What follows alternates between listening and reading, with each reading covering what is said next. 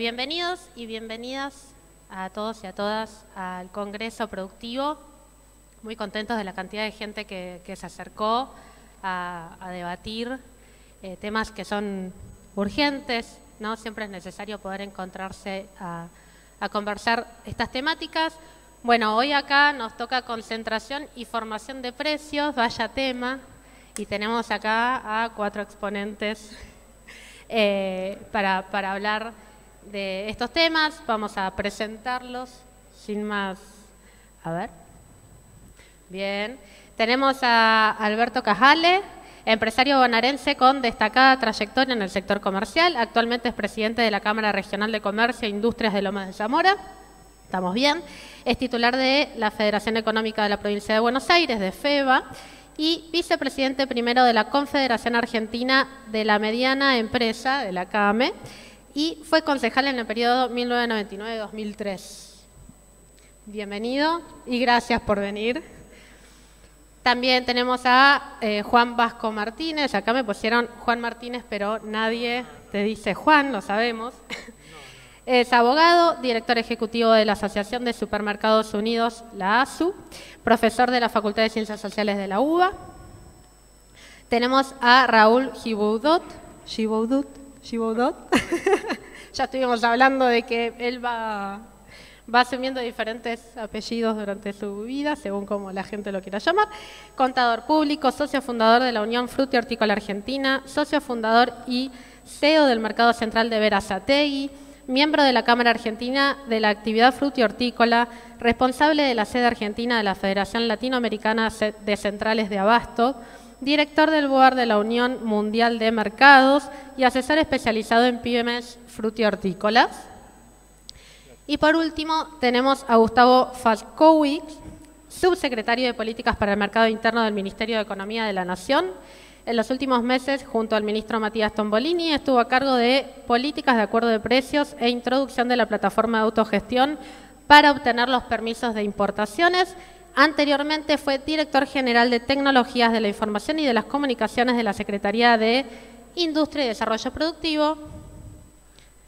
Y por último, yo soy Ana Costa, representante del Ministerio de Producción de la Provincia de Buenos Aires, quien va a estar moderando esta mesa. La idea es que vamos a ir llevando algunas preguntas disparadoras para el debate acá con los compañeros, algunas preguntas disparadoras sobre la temática del panel, y al final de la charla la idea es que tengamos algún ratito para que puedan hacer preguntas, intervenciones sobre la temática de ustedes, ¿sí?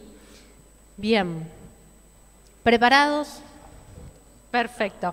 Vamos a ir con el primero de los disparadores, que tiene que ver con cuáles creen que son los factores que llevan a la concentración en la producción y la comercialización de bienes de consumo masivo desde sus propias experiencias.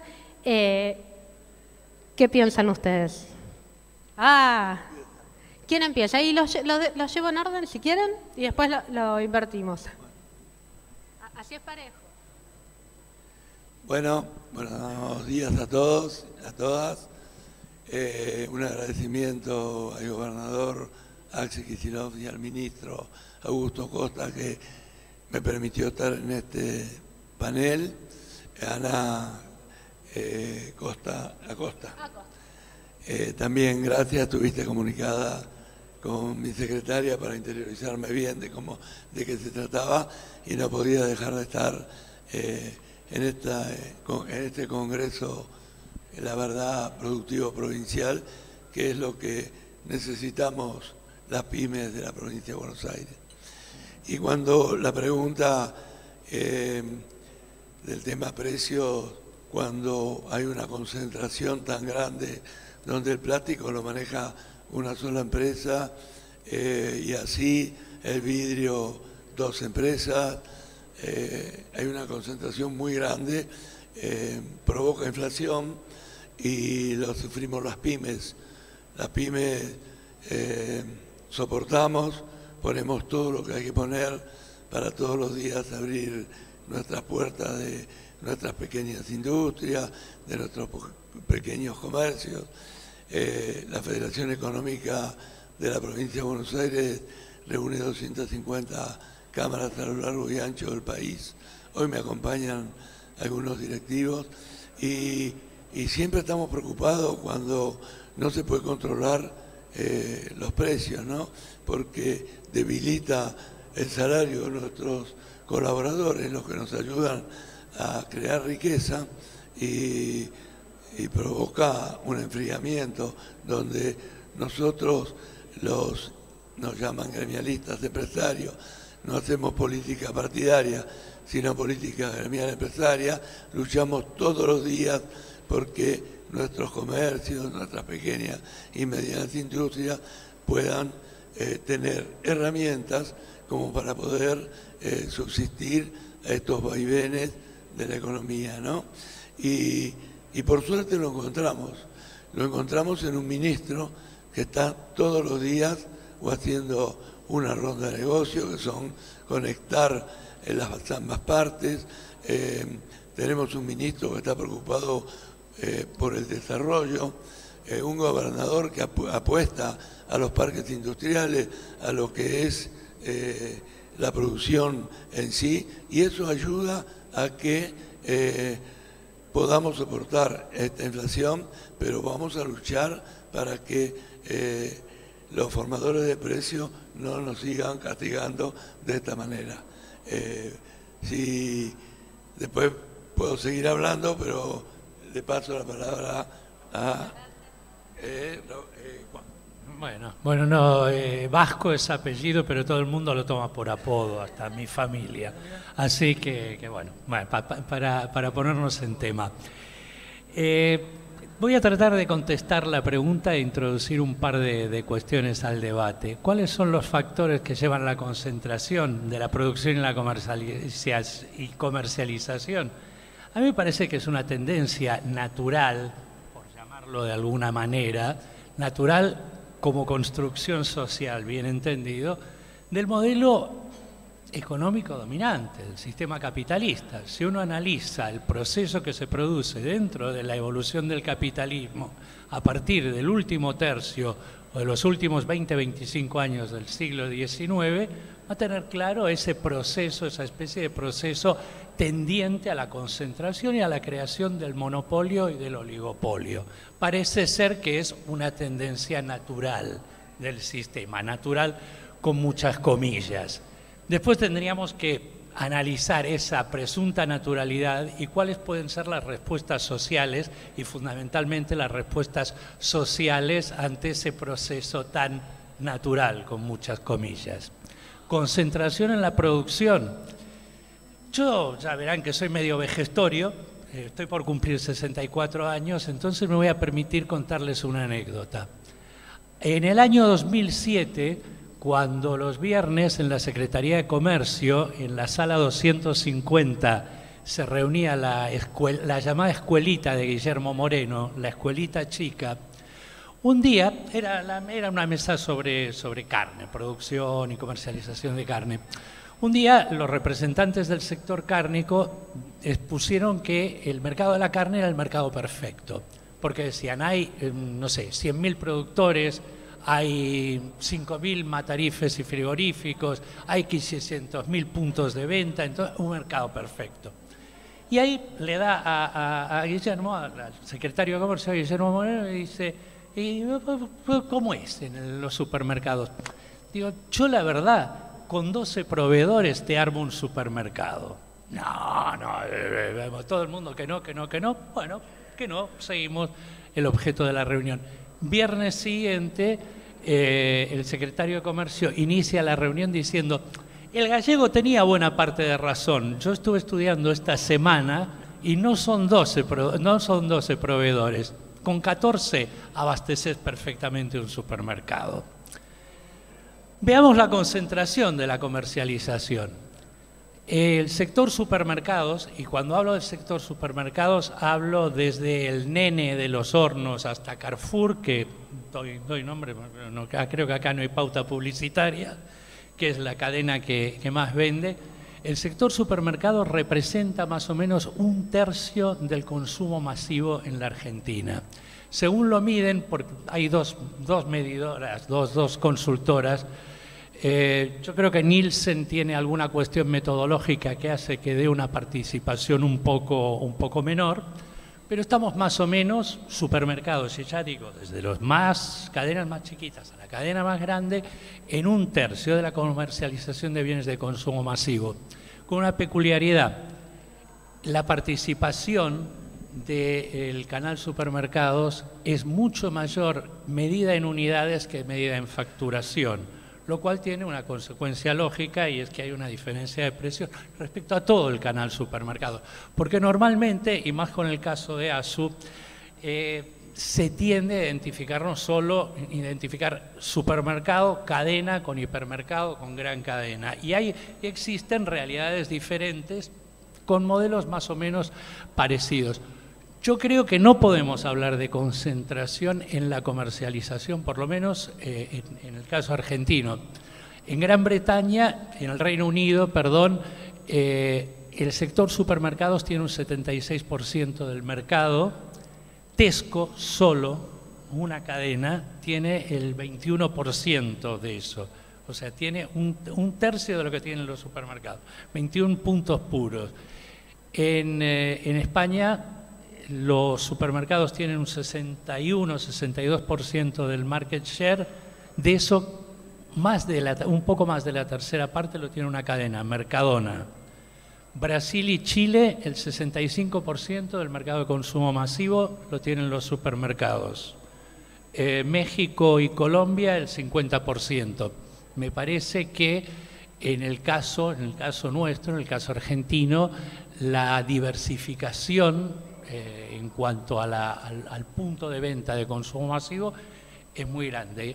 Hay que contar, y ahí vemos mediciones, yo la verdad no tengo los números en la cabeza, pero es con una participación muy importante de los autoservicios independientes y de los formatos tradicionales, con el avance también de algunos nuevos jugadores, como por ejemplo las farmacias. Nosotros tenemos en algunos lugares algunas farmacias, por ejemplo la Ciudad de Buenos Aires, que ya tenés que poner el GPS para encontrar la farmacia, porque es una especie de supermercado que allá al fondo tiene a alguien disfrazado de farmacéutico. Pero bueno, yo creo, me gustaría dejar estos 3 puntos planteados y perdón si me extendí.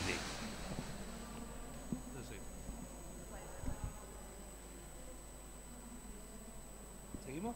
Sí, claro. Sigamos, así todos intervienen para la primera pregunta. Bueno, primeramente gracias por la invitación. Creo que la pregunta se responde sola, y cuando hablamos de concentración, yo voy a la palabra más grande, ¿no? O sea, no voy a estar midiendo la concentración de productos en sí, sino al formato. Esto existe de la época de los fenicios. Los fenicios se encontraban para comprar y vender. Existen en las zonas productivas. No hay una zona productiva en el mundo que no tenga un mercado concentrador. En el caso nuestro, cuando hablo de mercado concentrador, quiero diferenciarme un poco, porque nosotros somos frutas, hortalizas, otro tipo de mercadeo que no pasa por un sector industrial. Somos en realidad desarrollos agrarios. Y acá quiero destacar en este momento la visión del ministro Javier Rodríguez, de todo su equipo, de Cristian Amarilla, de Javier Cernada, en poder permitirnos a nosotros, a los hermanos pobres del mercadeo, tener en este momento hoy una voz aquí presente. Nosotros representamos cientos de familias, miles de trabajadores, en los lugares más insólitos del país, de este país y de cualquier lugar de Latinoamérica. Yo conozco todo y conozco Europa, por los cargos que tengo, como me presentaron. Existe el mismo formato, existe el hipermercado, que está bien, pero también existe en la feria de París, van a ver que las frutas y hortalizas se venden en las calles, o en Inglaterra, y eso llega ahí por algo, no viene de un hipermercado, eso viene de un mercado concentrador. ¿Y por qué va a un mercado concentrador? Porque el mercado concentrador permite que cualquier productor de un artículo pueda competir con otro. Por ejemplo, hoy hablamos recién en la previa de Berazategui. Berazategui tiene una característica única, casi única, que funciona sin hipermercado. Y está bien que funcione sin hipermercado, y funciona. No está mal ni está bien, funciona. Entonces, en el caso nuestro, en el mercado, estoy en un mercado en Berazategui, nosotros el mismo producto lo pueden vender 10 personas, 15 personas, que son los puesteros, nosotros llamamos puesteros. Entonces ahí empieza a jugar, como nosotros decimos, el libre juego de oferta y demanda. Hoy un precio en un mercado puede arrancar a 1 hora, a la mañana, en un precio y terminar el día a un precio mucho más bajo. Y si se sabe comprar, y se compra los lunes, miércoles y viernes, se sabe que son los precios más arriba, y los martes, jueves y los sábados, los precios bajan. Y es más, cuando se habla de los sábados la venta es a la comunidad. Es una especie de regulador social que venimos haciendo hace más de 30 años en Berazategui. Pero esto pasa en Berazategui. Yo cuando empecé pensaba que sí. Después descubrí, con el trabajo que está haciendo la mesa de mercado de la provincia de Buenos Aires, no existía, parece mentira, no existía en todos estos años una mesa de mercado de la provincia, una cosa de identificar cuántos mercados hay. Hablo de mercados centrales de abasto, llamamos nosotros, unidad alimentaria, llaman los uruguayos. Según el país donde uno toque, el formato es parecido. Y en esos lugares, en Argentina no se sabía. Siempre hablábamos, y recién estábamos hablando del mercado central. Mercado central, bien, es el más grande, es uno. ¿Y el resto? Solo en provincia de Buenos Aires hay 51. El desarrollo agrario, el ministerio fue más allá y dijo, ¿por qué están todos concentrados en el área metropolitana? Y ahí agarró y empezó a trabajar en un proyecto que fue armar mercados en zonas un poco más alejadas, lo que es la zona interior. Y apareció un mercado allá en Coronel Suárez, que acá está uno de los exponentes, que no había vendedores, o sea, no es que íbamos a armar un mercado y se podía comprar, no se sabía qué iba a pasar. Y él fue, descargó, se articuló, y ahí quiero dejar otra palabra, la articulación entre el sector público y el sector privado. Eso ya es realidad, por lo menos en nuestra área. Falta mucho, pero hay agenda de trabajo, ahí es donde se quiere ir. Se trata de que el mercado no solamente sea un mercado de consumo, sino sea un mercado de posibilidades desde ahí de exportar a un par. Acabamos de realizar una misión mercado con el mercado de la UAN de Montevideo. Creo que la primera vez en la historia. Yo ya cumplí 64. Yo estuve en la mesa chica de Moreno, pero en el central, donde las hacía en la sala de remate. Así que he vivido muchas circunstancias. Y he viajado también por muchos países. Estuve en Cuba, en Venezuela, en Brasil, y he visto muchas realidades. Por eso me alegra la apertura del Ministerio de Desarrollo Agrario de Javier, de Javier Cernada, de Cristian Amarilla. La primera vez que alguien nos recibe. Comercio Interior, recién le estaba comentando, creo que una vez sola visitó nuestros mercados, porque siempre se habla del central. Yo los invito a ustedes que caminen el mercado de su zona, que vayan al sector productivo, porque eso es la otra palabrita que está por ahí dando vueltas, que es desarrollo local. Allá en Coronel Suárez no se plantaba, en Coronel Suárez no había nada, había tierra. Y cuando fuimos a preguntar a los productores por qué no producían y a quién le vendemos, fue así, ¿no es cierto, Agustín? Y ahí dijeron ellos, ¿ustedes venden? Sí. Y entonces descubrimos, y es el trabajo que la Argentina necesita para adelante, es la oferta y demanda cruzada. En Brasil, en Minas Gerais, por ejemplo, en el mercado de Minas Gerais de Brasil, usted tiene una pantalla gigante que están los precios de los 3 mercados más importantes del mismo artículo, de los 3 mercados más importantes de Brasil. Entonces el productor sabe, porque si ponemos precios justos, precios máximos, está todo bien, pero no aclaramos qué tipo de producto es complejo, porque estamos hablando de manzana. Bueno, ok, ¿cuál manzana? ¿Qué calibre? ¿Qué tamaño? Empieza una variedad enorme. Entonces yo lo que digo es, hagamos un esfuerzo para tratar de hacer más transparente la actividad, de llevarla más cerca a la gente, de que la gente vaya a los mercados. En todo el conurbano hay ciudades que tienen 1, 2 o 3 mercados concentradores. Y entiendan también, y es otra palabrita, y con esto termino esta pregunta. Sí, además porque lo que estás contando es interesante justo para la pregunta que sigue. Eso te quería decir que estaba bueno para contar esas experiencias. Aparte, no hay que salir corriendo a comprar tomate cuando el tomate está caro. Hay que saber comprar. Y ahí es el trabajo articulado que estamos haciendo a partir de la mesa también, en esta falta de comunicación que el Estado, después, cuando me toque traer la palabra, voy a ampliar qué hacen otros países.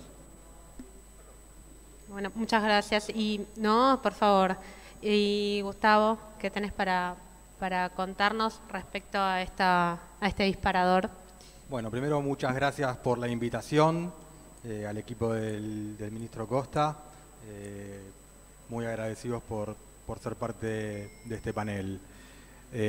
Cuando pensamos en la concentración de la producción y comercialización de bienes de consumo, yo pienso que hay que estudiar, hay que interpretar cómo, particularmente en los últimos 40 años, los grupos económicos más concentrados de la economía argentina se dieron una tarea de integración vertical de su producción, en muchos casos con la anuencia y avalados por políticas públicas que favorecieron, digamos, esos niveles de concentración, y cómo eso impacta directamente en las relaciones de comercio, digamos, que existe entre el consumidor y los canales de comercialización. Un dato, digamos, representativo de esta asimetría, uno mira el último censo económico y de las 165 ramas industriales relevadas, 95 de ellas están caracterizadas como ramas oligopólicas o de alta concentración o de integración vertical. Esto está directamente vinculado con el modelo, digamos, que Argentina tuvo durante muchos años, y me remonto nuevamente a lo que desde hace 40 años se empezó a gestar desde los sectores de poder en Argentina, de una economía primarizada, muy asociada o muy vinculada a la exportación, y una incapacidad de desacoplar esos precios internacionales de el consumo local, particularmente agravado en el segmento de alimentos, en el segmento de consumo masivo. Digamos, si nosotros vemos, por ejemplo, y creo que lo citaban aquí en el panel, las empresas productoras de insumos difundidos, que son las que permiten que se fabriquen los envases en los que están los alimentos que consumimos diariamente, están, digamos, tan concentradas que en algunos casos hay una única empresa que provee ese recurso y que es una empresa a su vez integrada con una empresa del mismo grupo económico que fabrica lo que va dentro del envase. Uno le hace doble clic aún más a ese fenómeno y dice, pero ese aluminio que lleva la tapa del yogur responde a un precio internacional. Ok, mira los precios internacionales y en muchos casos se encuentra con el fenómeno de que el valor de ese producto está por encima del precio hablaban de Gran Bretaña, del mercado de Londres. Entonces, eso solo se puede dar, eso solo se puede explicar cuando hay un nivel de concentración tal que le da a ese grupo económico la capacidad para fijar precios, la capacidad para acoplar de una manera muy nociva esos precios a los precios internacionales, de manera tal que los impulsos inflacionarios hacen que esos productos sean absolutamente resistentes a la baja. Entonces, un producto de insumo difundido que sube hoy, difícilmente mañana baje. Y eso genera ese nivel de asimetría que inclusive se puede ver a nivel internacional. Dos indicadores para mí contundentes, adicionales a esto que estamos describiendo, de los niveles de concentración, no solamente en la producción, sino también en la comercialización. ¿Cuántas pymes participan hoy de el consumo masivo en los supermercados, en los comercios de grandes superficies? ¿Cuántos o cómo se cuantifica el nivel de satisfacción de los consumidores? Dos indicadores contundentes: pocas pymes participando de las cadenas productivas y de abastecimiento, y niveles de insatisfacción de los consumidores que se pueden percibir en cuanta encuesta o en cuanto portal las políticas públicas disponibilicen para que los consumidores hagan una denuncia. Eso tiene que ver con concentración, tiene que ver con integraciones verticales, tiene que ver con también, digámoslo, incapacidad del Estado para, porque acá coincido plenamente con lo que planteaba el ministro en la apertura del encuentro, el Estado regulando, el Estado fomentando, planificando, tratando de no dejar al libre albedrío las variables que rigen la comercialización, el consumo y la producción.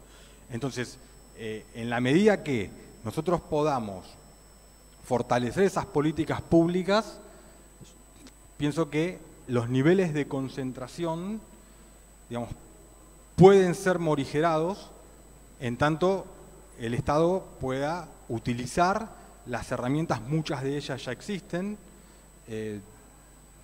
la ley de góndolas, la misma ley de abastecimiento, herramientas como las que se utilizan en los ámbitos que regulan lealtad comercial.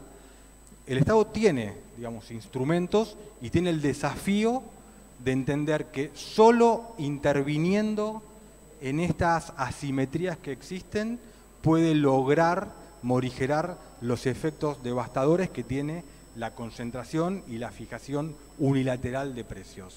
Luego, si me permiten, les voy a contar, quizás en las próximas preguntas, las políticas que llevamos adelante en materia de acuerdos de precios. Hablaban de precios justos y quiero aprovechar la ocasión para contarle qué es lo que estamos haciendo desde la Secretaría de Comercio para, digamos, poder intervenir en un contexto de distorsión de precios relativos como el que vivimos hoy, para poder mejorar las condiciones del bolsillo de los y las consumidores.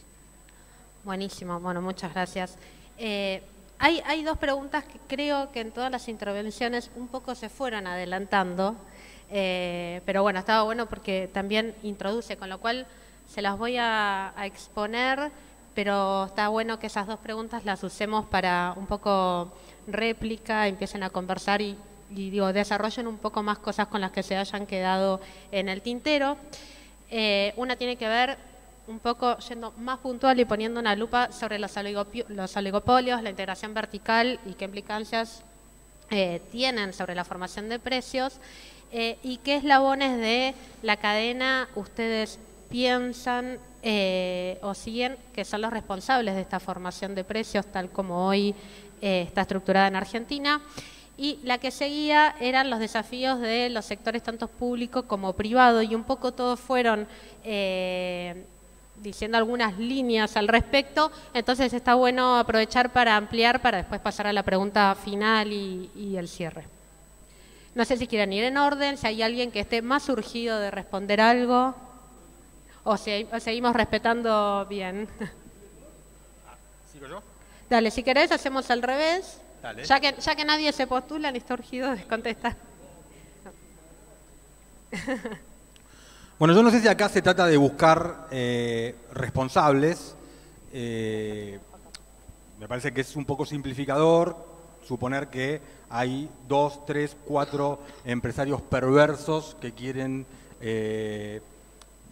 deliberadamente perjudicar a la población, pero lo que sí sucede es que en la medida que las condiciones se generan para consolidar estas posiciones de abuso, posiciones dominantes, el Estado se retira, naturalmente, y es un fenómeno que creo que bien lo describía nuestro amigo el Vasco, el capitalismo tiene esa morfología y naturalmente las empresas van a intentar maximizar sus ganancias, van a intentar probablemente maximizarlas y mirar en un corto plazo que contrasta con el largo plazo planificador que puede tener la política pública. Por eso, cuando en la presentación el ministro hablaba de la necesidad de intervenir para radicar empresas en sectores que hoy no tienen alta concentración productiva, Si dejamos eso librado a simplemente las leyes de oferta y de demanda, probablemente no se den las condiciones que el Estado sí puede planificar. Y en materia de, digamos, oligopolios y consecuencias de las prácticas que los oligopolios tienen y el impacto que tiene en el consumo popular, en la inflación, mi lectura es que solo con una mirada macro y con una intervención del Estado se puede morigerar o se puede atenuar las consecuencias de estas prácticas que terminan siendo abusivas. Y en ese sentido, y hablando de políticas públicas, bueno, aprovecho para contar, digamos, cómo desde la Secretaría de Comercio nosotros planificamos el programa de precios justos desde noviembre del año pasado, y tomando como experiencia que capitalizamos las políticas de acuerdos de precios preexistentes, nosotros intentamos en esta ocasión sumar al acuerdo de precios a los sectores que producen y no solamente a los que comercializan, justamente tomando en cuenta este diagnóstico que estoy compartiendo.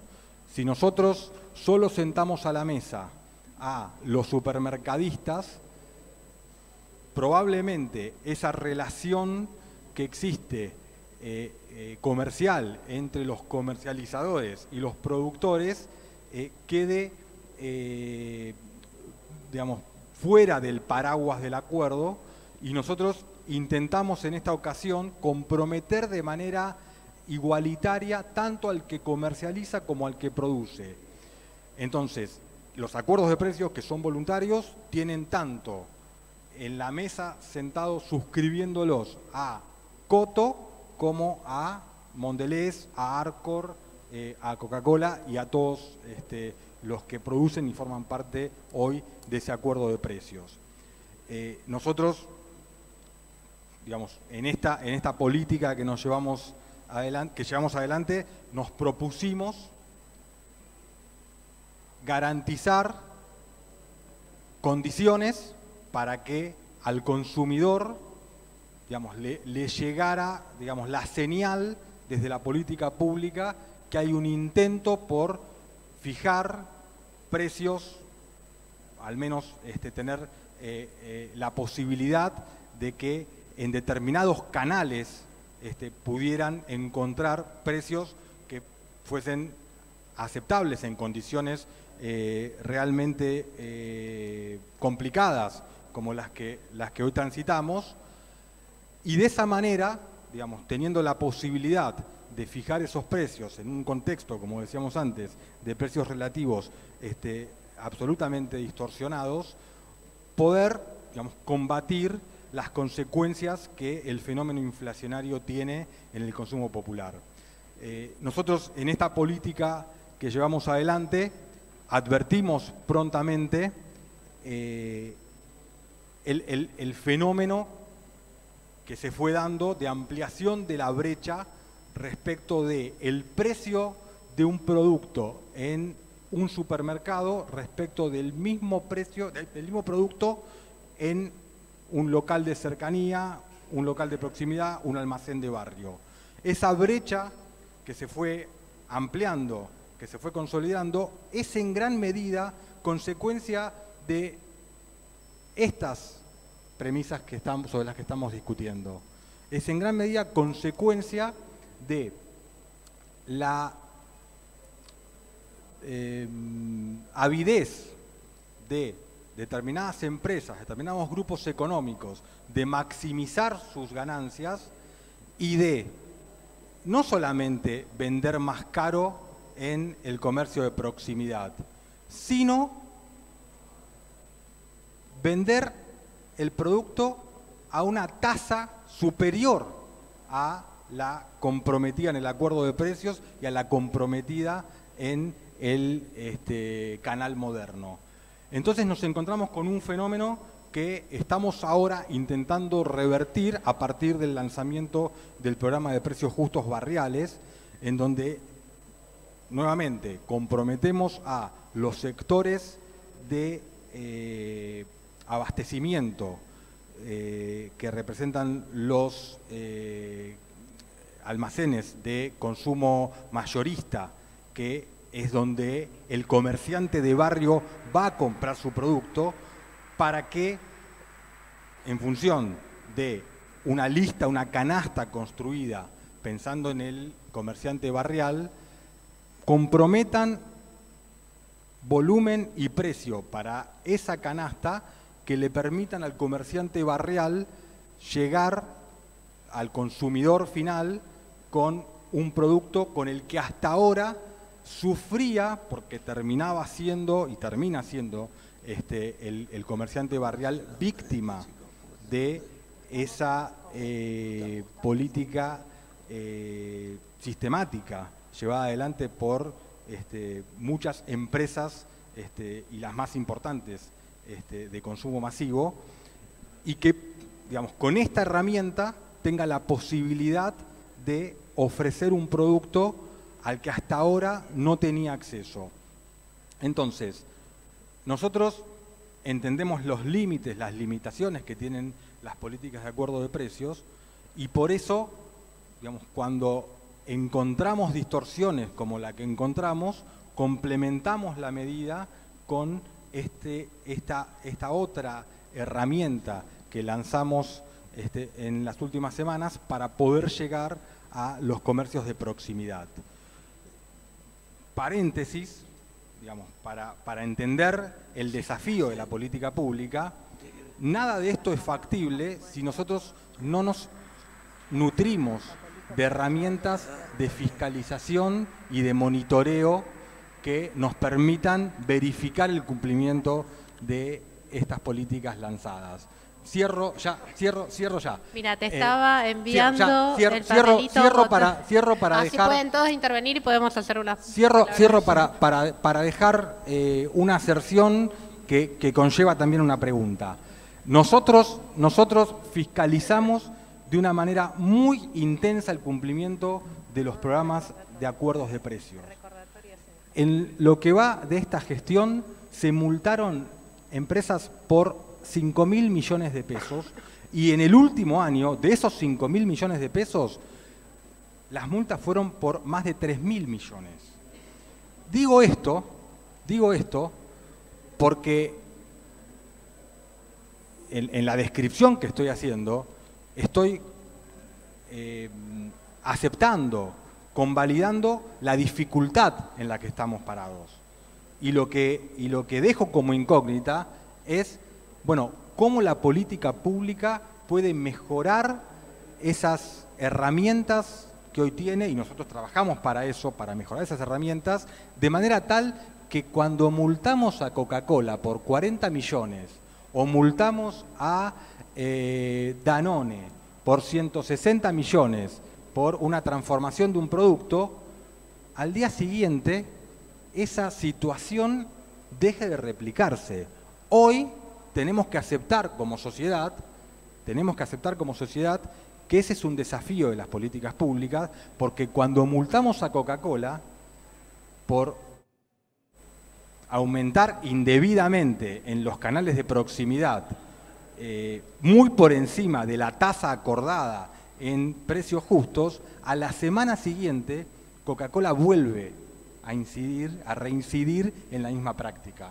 Entonces, esa me parece que es una discusión clave que el Estado y las políticas públicas se deben para, digamos, poder hacer que estas políticas de acuerdo de precios, que seguramente, así como preexistieron, van a seguir, tengan éxito.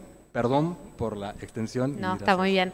Bueno, les voy a pedir que tratemos de ser breves, así todos pueden hacer un cierre y llevar a la pregunta final, que solo nos dieron una horita, así que pero es muy interesante. Bueno, acá mirá que pidieron la palabra. Asentate, Tim. Como yo dije que hable él, porque viste, desde el ministerio conocen. Ahora yo voy a hablar poquito, así recuperamos el tiempo que nos explicó, porque vos no decías quién era el que podía contestar con justeza. Bueno, nuestro funcionario realmente con Tombolini tenemos un acercamiento especial. Pero cuando yo hablaba de formadores de precios, hablaba de los oligopolios. Y también nuestro compañero hablaba de Rodríguez con economías regionales o producciones intensivas. No puede ser que un productor que tenga que luchar contra el clima, la sequía y produzca un cajón de tomate y te lo paguen a 50 pesos, después llegue a la verdulería por los intermediarios a 500 pesos o 1000 pesos. Ahí tenemos que apuntar también, ¿no? Porque los intermediarios son los que provocan que los precios lleguen al consumidor final muy, muy arriba. Pasa con los frigoríficos en la carne y pasa con las economías regionales, que siempre tratamos de defenderla desde nuestro sector FEBAPRI, en FEBA, que tenemos una relación muy estrecha con el ministro, lo acompañamos a todos lados y sabemos que mañana va a estar.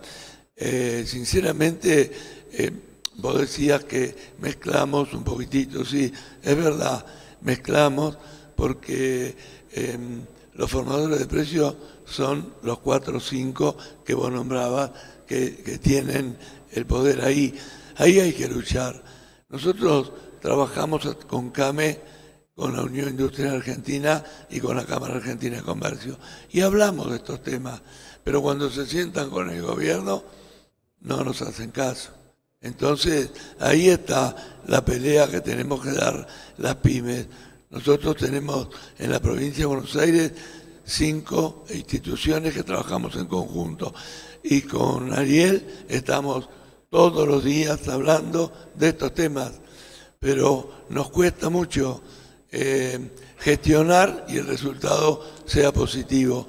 Pero hay que luchar. No puede ser que el consumidor pague 10 veces más de lo que tiene que pagar por un kilo de lechuga, un kilo de tomate o una zapatilla. Entonces, como vos fuiste tan claro y las herramientas que tiene tanto los ministerios de agroindustria o de producción, las tenemos que aprovechar para combatir. No puede ser que las grandes superficies tengan todas las promociones porque a lo mejor agarran 100 artículos y tienen una promoción y los otros 10.000 artículos le ponen un peso y recuperan.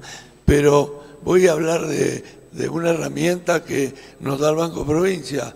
Hoy el comercio minorista está funcionando por los 7 millones de cuentas de DNI que el Banco Provincia le ha dado.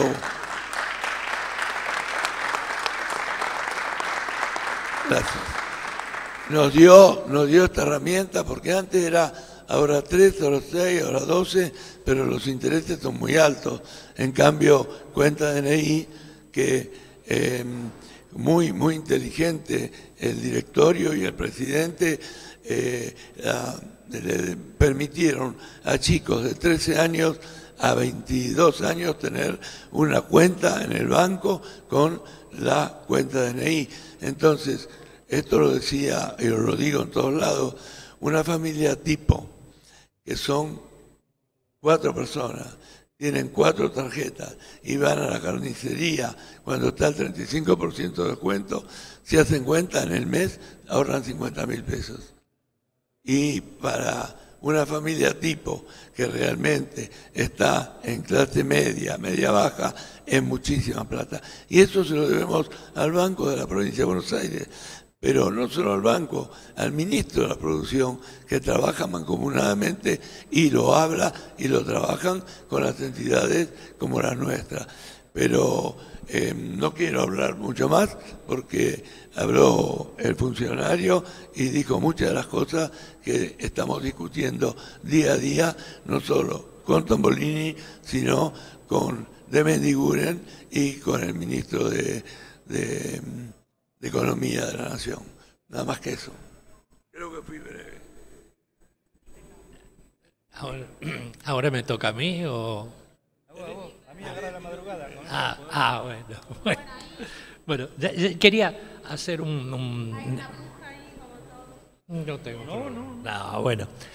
Quería hacer un par de acotaciones nada más.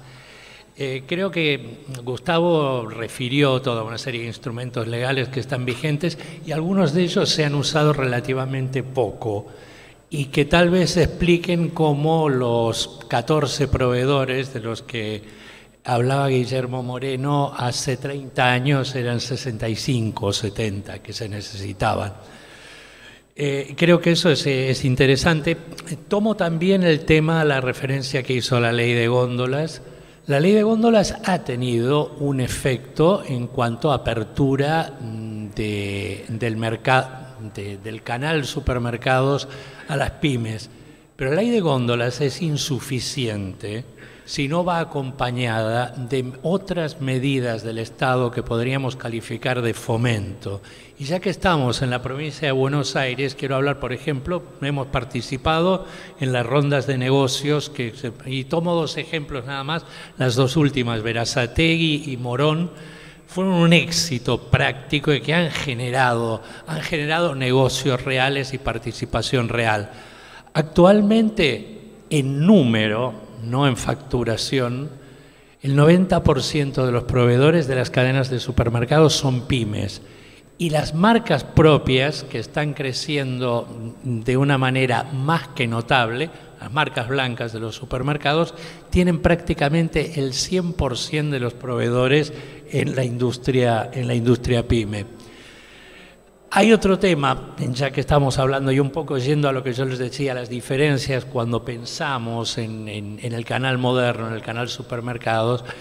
La ley de góndolas trató, entre otras cosas, de equiparar o nivelar la cancha respecto a la relación entre las pymes y las grandes cadenas. Pero tal vez le faltó a la ley de góndolas pensar el camino inverso, y es pensar la relación entre los 12 o 14 grandes proveedores y las pequeñas cadenas de supermercados, ya que hablamos de supermercados, ¿no? Me parece que en esas políticas el Estado tiene un lugar para participar. Respecto al tema de los precios, simplemente reiterar el tema, más allá del gap de precios que existe ahora entre canales, insisto en en que tenemos una mayor participación del canal supermercados en unidades que en facturación, lo cual muestra que los precios son más convenientes, por decirlo de alguna manera. Muchas gracias. Ay, perdón, no hice el agradecimiento por la invitación. Por ahí me parezco medio maleducado, pero soy un poco lo que en catalán se dice atabalat, por apresurado. Así que perdón y agradezco. Ese va. No, ¿ves que No. Ese no es justo. Bueno. Gracias. Básicamente, a las preguntas que están aquí, claramente nosotros, el sector nuestro no es nada que ver, no es oligopódico. Sí tenemos a Pepe, al hijo del ferretero, al hijo de don Manuel, que tiene hace 4 o 5 hectáreas produciendo en una ciudad cualquiera de todos los que estamos acá, sobre todo los que tienen algo de la zona verde. Nosotros somos otra cosa, somos familias productoras. Y está bueno el tema de que estas familias tengan una posibilidad de llevar su producción a un lado. Estoy de acuerdo con lo que dijo el amigo en cuanto a los intermediarios. Por eso mismo en la mesa de mercado de la provincia de Buenos Aires se está identificando todo ese mapeo que antes no existía. Vuelvo a insistir, hoy dije, hablan del central y se olvidan que hay 51. Hablan del central y hay 200 galpones. Hablan del central y hay ciudades que van con los recorridos a abastecerse. Con el camión de Don Chicho. O sea, yo lo que quiero transmitir, que está bueno y me gusta, la modernidad, los nuevos modelos comerciales, pero no nos olvidemos que nosotros existimos, ustedes existen, porque si no, ya pasó lamentablemente en nuestro país en algún momento de crisis, cuando la cosa no viene bien, levantan carpa y nos vamos. ¿Y quién se queda ahí? En la pandemia, a nosotros, en plena pandemia, nos declararon personal elemental, no me acuerdo ni cómo se llamaba, lo que sí estábamos locos, eso es la verdad. Y no había solución, no había vacuna, no había nada. Ciudades que nos cerraban, venían los camiones, tenían que hacer 500, 600 kilómetros más. No había manuales. La única área que nos respondía y nos ayudaba a todos a tratar de buscar alternativas era el Ministerio de Desarrollo Agrario, cuando cazaba el teléfono y hablaba con el transporte o hablaba con otro ministerio, porque, podemos insistir, nuestro sector no es que no quiera, quizás no logró construir el diálogo que quizás sí los almaceneros, o la ASU, ¿sí? Es un error nuestro, quizás. Somos muchos, pero no hay una entidad que nuclea a todos. Es una falla. Con respecto a las soluciones, yo hablé recién de la trazabilidad, hablé de la difusión, hablé de que sería interesante que cuando se habla de un precio en el sector nuestro, se tome en la otra mano el calendario productivo y el calendario de cosecha, para que sepa por qué pasa esto, que se evalúe en zona de producción, y yo se lo he pedido personalmente a FAO, y si Dios quiere vamos a tener algún tipo de respuesta a Naciones Unidas en México en octubre, donde yo le hablo de galpón de recupero. ¿Qué es el galpón de recupero? Imagínense ustedes que está en la manzana, que nace una planta, no nacen todas al mismo tamaño, hay más chicas, más grandes, y la más chica y más grande quedan en zona de producción. Y eso queda ahí. En otros países, y no tengo tiempo, les podría contar todas las cosas que se están haciendo y que se hacen, y acá, inclusive a nivel latinoamericano, simples, desde, por ejemplo, el estado de Pernambuco o de Minas Gerais, brinda al productor cajones de plástico. Acá se hace, pero se hace a la desesperada, no hay una programación. Lo que estamos trabajando en la mesa provincial es eso. Casualmente hoy venimos por acá y existía la posibilidad de un organismo nacional de que había golpeado la puerta de la mesa, empieza a tener una entidad de carácter de sentarse ahí. ¿Y por qué sentarse ahí? Porque para nosotros, que somos pymes, que no tenemos grandes estructuras, es muy difícil empezar a ir a golpear ministerio por ministerio, organismo por organismo. Entonces creamos esta figura que Javier Rodríguez, lo insisto porque es muy simbólico, en 35 años golpeábamos puertas por todos los ministerios y no encontrábamos un lugar de diálogo. Acá ahora hay, y está funcionando, y va creciendo. Y bueno, en ese lugar de diálogo, nosotros como sector privado invitamos a todas las partes públicas a que tomen parte de la cosa. Entonces cuando hablamos de precio, hablemos de cosecha, hablemos de producción, hablemos cuál es el cuello de botella, hablemos qué pasa con el intermediario, por qué la lechuga se dispara, qué pasó el otro día, porque si no hablamos del precio de hoy y mañana, que bajó, porque también baja, y baja el 50%, el 100%, y hagamos una campaña, como veníamos hablando, de difusión, de explicar a la gente. Ustedes saben, y lo noté porque siempre me olvido, ¿quién sabe cocinar una mandioca acá? Y la mandioca es el pan del norte argentino. Y es rica, riquísima. Y en el Caribe y en todos lados la comen. Ahora, nadie sabe, pero sí sabemos, porque el otro día me tomé el tiempo, que sabía que tenía que estar acá, me tomé el reloj, 5 minutos, una empresa láctea mostrando todos sus productos. Pum, pum, pum, pum, por televisión. Y usando muchas cositas de las que hacemos nosotros. Y yo digo, claro, así es fácil. Tenemos idea, tenemos ganas. Lo que no tenemos es la estructura financiera y económica que quizás tienen los grandes oligopolios y demás. Y redondeo, porque tengo que redondear, pero quería aprovechar esto, agradecer enormemente al Ministerio, a la provincia, al gobernador, y repasar lo que una vez me pasó en lo personal en el Parque Pereira de Ola, cuando vinieron, nos preguntaron, el gobernador nos preguntó, estábamos ahí, ¿y ustedes qué opinan de tal cosa? Y nosotros dijimos, nosotros somos bonaerenses. Y eso es lo que somos, bonaerenses. Gracias.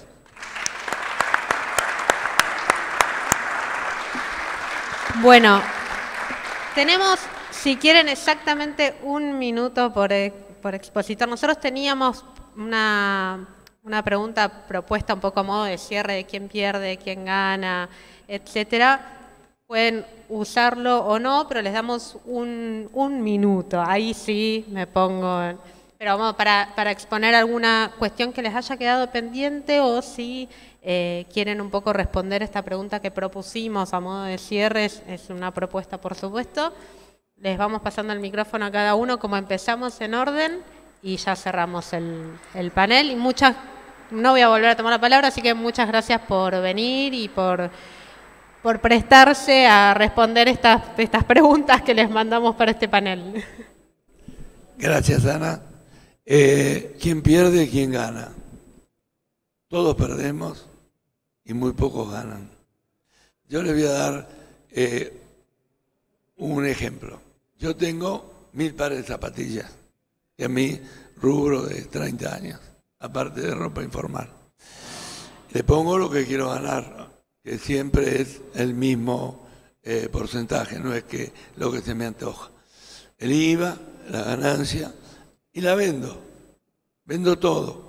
Cuando voy a comprar, si yo tenía 1000 pares de zapatillas, con todo lo que le puse, mi ganancia, el IVA, los impuestos, las tasas, compro 800, pierdo yo, que soy la pyme.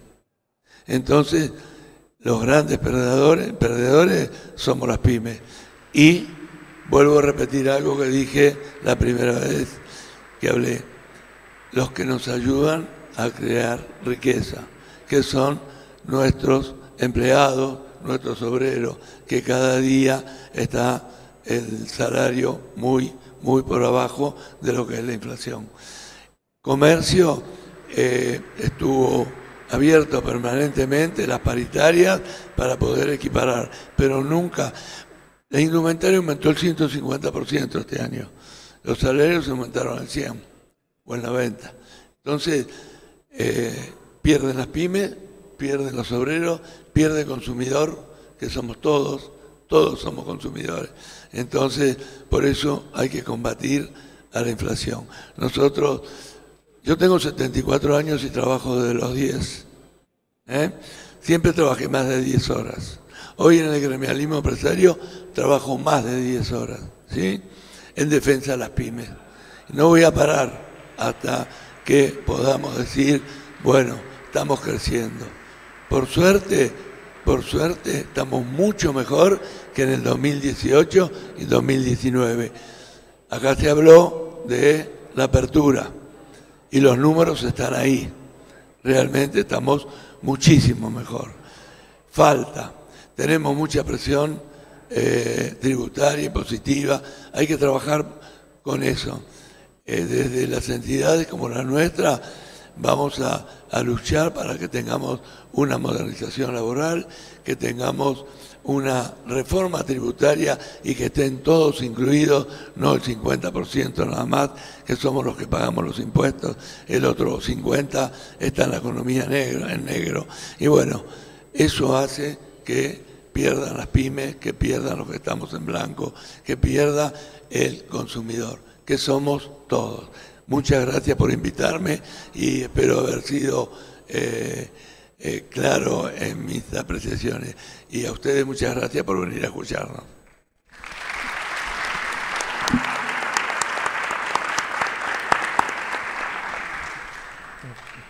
Yo adhiero a lo que dijo el preopinante, como se dice en derecho. Creo que la formalización de la economía es un desafío tremendo. Tener un 50, nunca se puede medir, pero tomemos un 50% de la economía en negro, es realmente desastroso y causa efectos tremendos. Creo que perdemos todos con la inflación, más allá suscribo también el atraso, a pesar de que las paritarias de comercio se abren y han tenido revisiones permanentes, sigue quedando atrasado, siguen los salarios atrasados en ese sentido. Y sobre esto de quiénes pueden acopiar, existe un mito de que el otro día lo veía escrito en algún lado, que los supermercados tienen grandes galpones donde acopian mercadería. Yo les puedo tomar las gestiones en la Secretaría de Comercio de 2019 hasta acá. Nos han hecho inspecciones en trastienda, en centros de distribución y en depósitos, y ni con la gestión de Paula Español, ni con la gestión de Roberto Felete, ni creo que con la gestión de ustedes, que creo que algunas nos han hecho, no se encontraron nada encanutado. Así que muchas gracias.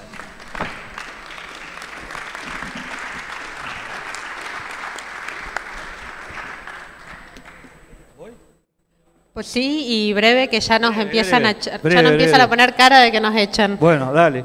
¿Quién pierde y quién gana? Nosotros jugamos a ganar siempre. Quizás porque uno es de Boca, y entonces ya sabemos que hay que salir a ganar.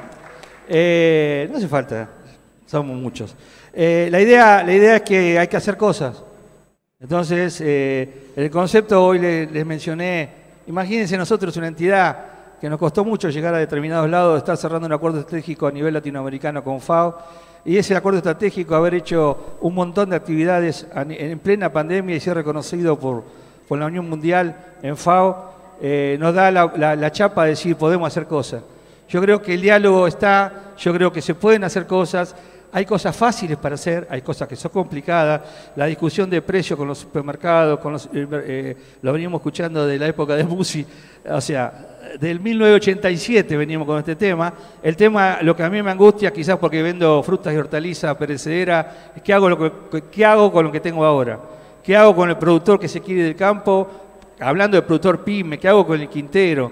¿Cómo trato de llegar con esa fruta al consumidor? Busquemos el número, busquemos el precio. No es un problema de que el precio tiene que ser así, porque nosotros no podemos toquear. Nosotros tenemos que vender. Se pudre o lo tiramos. Entonces hay que buscar engranajes, escuelas, estrategias, que lamentablemente mucho no se hace. Y no le pidan al sector privado solo que lo haga. Porque no podemos salir con una láctea que maneja, creo que la única que maneja, bueno, vos debes tener mejor estadísticas, a nivel nacional, nosotros salir a competir, imposible. Pero sí sabemos que somos muchos de los pueblos, de las ciudades, de todos nuestros países. Entonces, en este caso, se extiende afuera también. Yo lo que invito es a soñar que se puede, a trabajar para eso, a comprometerse, así como lo hizo el equipo de desarrollo agrario, que de repente planteamos una realidad que parecía imposible. Como ahora acá está Ceci presente, se logró hacer la primera misión comercial pyme, adentro de 2 mercados. O el otro día nos juntamos para trabajar un biodigestor, que los volúmenes de precios y números que ustedes manejan es nada, pero para nosotros es muy simbólico.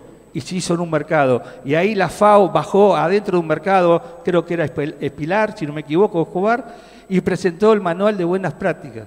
Miren, venimos atrás nosotros, pero nosotros tenemos ganas de dar la pelea. Y redondeamos y nos vamos, y le doy la voz al amigo acá, confíen en su almacén de barrio, confíen en su verdulero de barrio, confíen en el desarrollo local. Es fundamental para que los pueblos sigan abiertos. Gracias. Te podés llevar el papelito de recuerdo. Te lo dejo, todo tuyo. Me lo deja a mí, para arrancar. Para adelantarse, ya me siento culpable, perdón. Bueno, para cerrar primero, nuevamente, gracias por la invitación. Pienso que en un contexto como el que se describe, claramente pierde el más débil, pierde el eslabón más débil de la cadena, que son los sectores populares, que son los que tienen que llevar el pan a su mesa todos los días. Hablabas del sector lácteo y pienso, esto se agrava si el Estado no interviene, si el Estado no regula, si el Estado no deja, como decíamos, al libre albedrío las relaciones de mercado. En el sector lácteo, si el Estado no interviniera, un grupo económico se compraría todos los tambos de la Argentina para producir caseína y exportarla a un valor, digamos, infinitamente más rentable que vender leche en la góndola de los supermercados. El Estado ahí es donde interviene y, aún entendiendo que tiene que generar divisas, le pone una cota a esa estrategia empresarial porque tiene que garantizar que haya leche en la góndola. Entonces, como cierre, digamos, yo pienso que lo que realmente hay que combatir es la concentración, es la especulación y poder garantizar que haya pan en la mesa de los argentinos todos los días. Muchas gracias.